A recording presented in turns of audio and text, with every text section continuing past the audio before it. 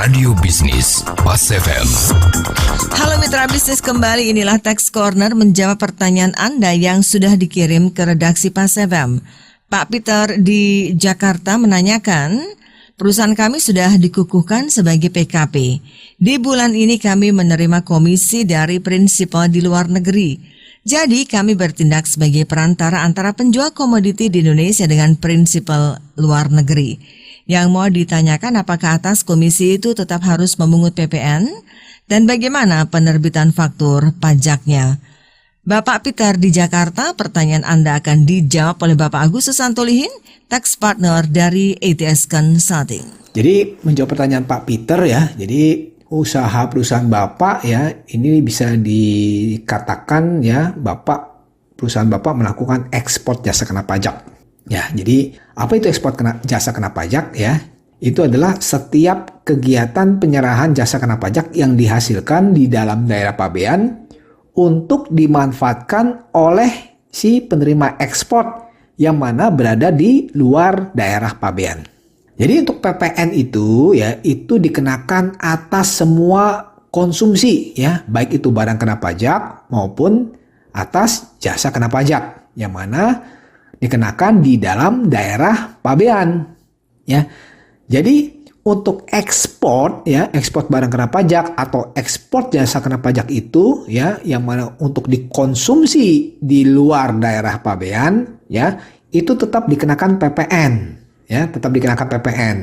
Nah, tapi PPN-nya tarifnya adalah 0% ya, tarifnya 0%. Nah, jadi artinya untuk pengenaan tarif 0% itu bukan berarti untuk jasa kena pajak itu dibebaskan dari PPN ya. Beda ya. Artinya kalau PPN itu dibebaskan atau PPN itu terutang tapi tarifnya 0%, itu berbeda.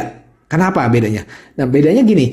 Jadi kalau misalkan untuk pajak masukan ya, pajak masukan yang telah dibayar atas perolehan barang kena pajak atau atas perolehan jasa kena pajak yang berkaitan dengan kegiatan tersebut, itu bisa dikreditkan ya apabila untuk ekspor barang kena pajak atau ekspor jasa kena pajak ya.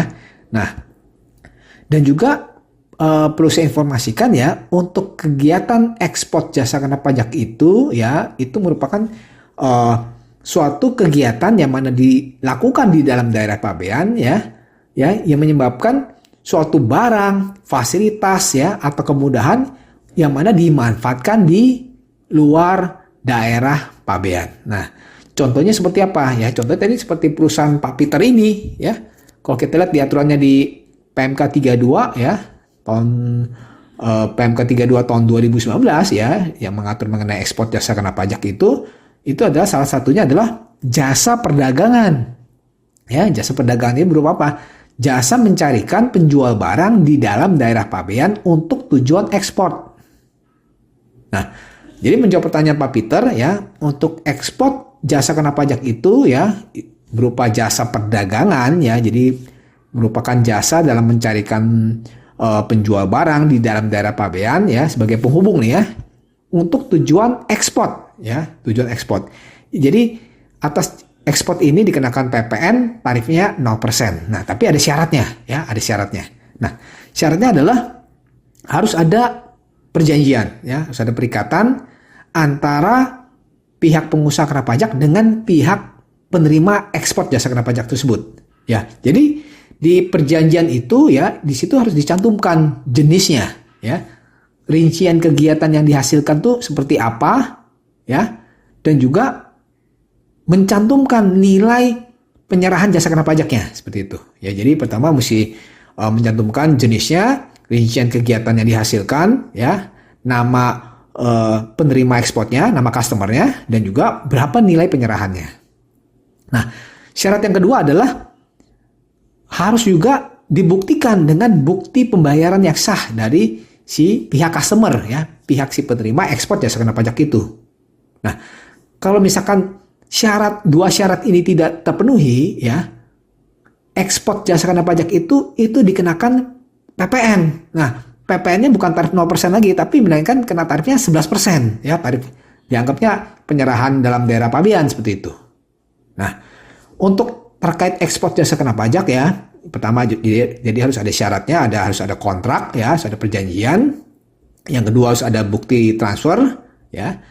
Dan juga harus membuat faktur pajak, ya, harus membuat faktur pajak. Nah, faktur pajak ini formatnya adalah harus membuat pemberitahuan ekspor jasa kena pajak, ya. Jadi untuk formatnya itu, ya, Pak Peter bisa melihat di ketentuannya di lampiran di Peraturan Menteri Keuangan Nomor 32 tahun 2019, ya. Di situ Pak Peter mesti wajib, ya, membuat pemberitahuan ekspor jasa kena pajak ini, dan juga membuat juga invoice, ya, atau faktur penjualan, ya, yang mana itu merupakan satu kesatuan yang mana tidak terpisahkan, ya. Jadi ini bukti bahwa memang perusahaan Pak Peter memang melakukan transaksi ekspor jasa kena pajak, seperti itu.